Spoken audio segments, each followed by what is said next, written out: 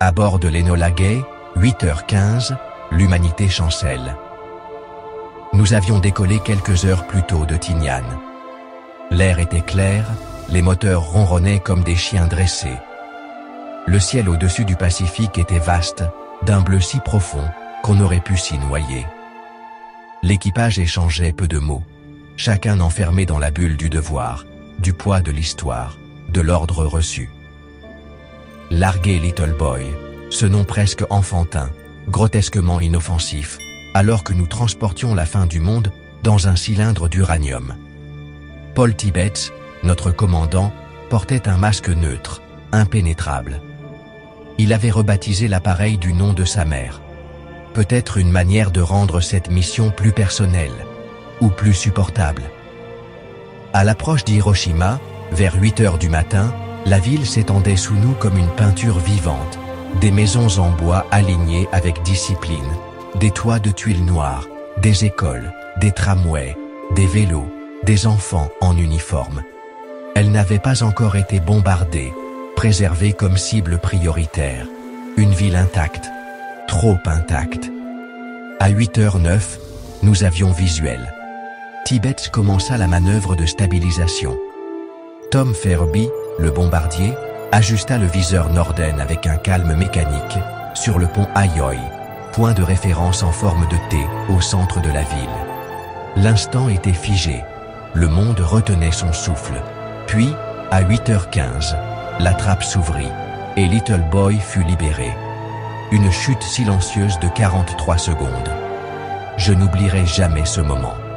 On volait en ligne droite, en attente, et soudain, à 600 mètres au-dessus du sol, une lumière d'un blanc pur, absolu, plus vive que 10 soleils, éclata sous nous.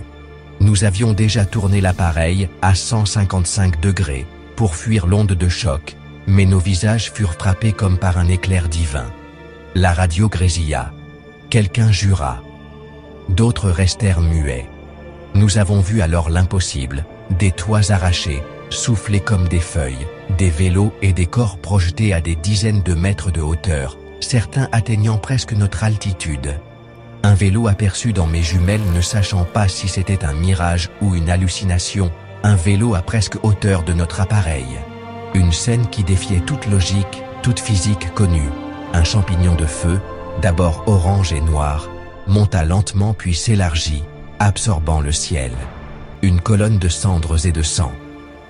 On distinguait en bas une tempête de flammes, des rues fondant littéralement sous l'impact, des silhouettes courant dans tous les sens, avant de s'écrouler ou de s'enflammer comme des torches humaines.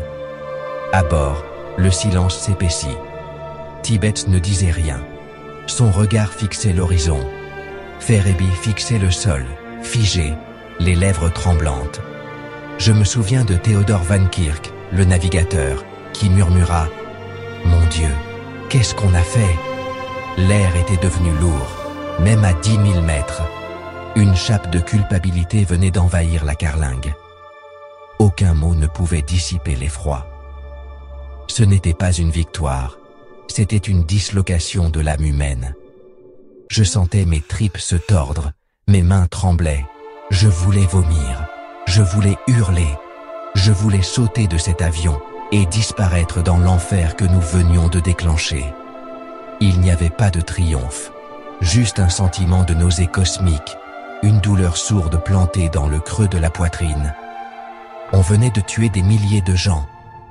En un éclair, des civils, des enfants, des vieillards, des rêveurs, des amoureux, des inconnus. Et le pire, on savait. On savait exactement ce que cette bombe ferait. Et on l'a fait quand même. Nous avons survolé les premières vagues de cendres qui remontaient jusqu'à notre altitude. Des fragments de tissu, de papier calciné flottèrent dans l'air, comme si l'âme de la ville se disloquait devant nous. L'envie de mourir?